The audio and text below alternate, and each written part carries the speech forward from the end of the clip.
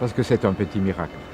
Le miracle, c'est que trois types importants, le responsable d'Agoria, Henri Gélissen, le patron de la FGTB, Carole Glusa, le patron de la CSC, Louis Moll, ont laissé les coltes au vestiaire et ont décidé que, tout compte fait, malgré leurs différences, on pouvait peut-être avoir une initiative qui serait utile pour la région.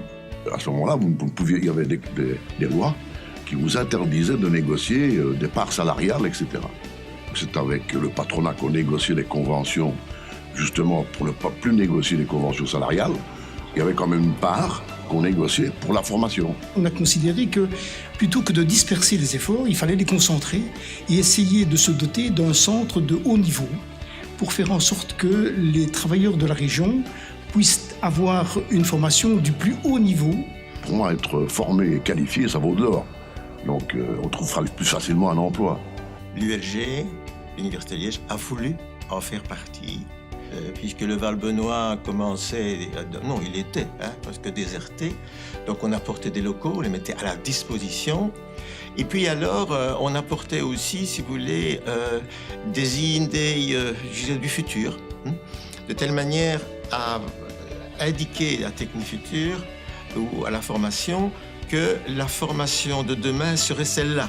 On a décloisonné les choses, puisque dès le départ, quand le fonds sectoriel, l'Agoria, Fabrique Métal à l'époque, avec les syndicats, ont créé Technifutur, déjà le Forum a participé en recrutant 2 ingénieurs industriels pour aider Technifutur à mener sa mission à bien.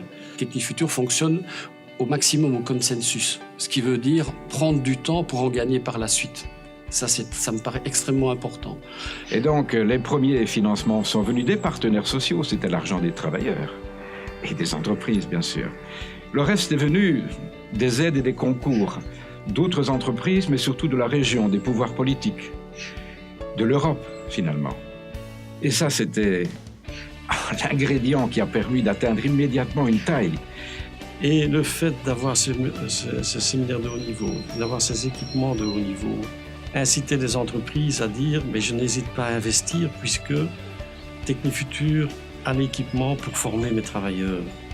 Et c'est important pour, bien sûr, les travailleurs au sens large du terme, ceux qui n'ont pas d'emploi, ceux qui cherchent de l'emploi, ceux qui ont de l'emploi, parce que la formation dans notre société, mais ça a toujours été le cas, mais maintenant, c'est quand même beaucoup plus intense. On est dans la formation continuée. Il y a une formule qui m'avait fort frappé à l'époque et que je continue à utiliser régulièrement, c'était attirer par ce qui séduit et retenir par ce qui intéresse. Qui séduisent, c'était demain, les technologies, ce qui n'est pas arrivé. Peut-être que je n'en ai pas encore l'usage, moi, chef d'entreprise, aujourd'hui, mais ça m'intéresse, comment ça marche. Et puis de dire, bien, tout compte fait, je dois aussi former des tourneurs. Et ceux-là, ils sont là et c'est pour demain. C'était aussi un investissement important au niveau personnel de tout le monde. Souvent ici, on commençait à 8h, on finissait après 18h. Et donc on en a fait vraiment un outil extraordinaire pour moi, pour la région liégeoise en matière de formation.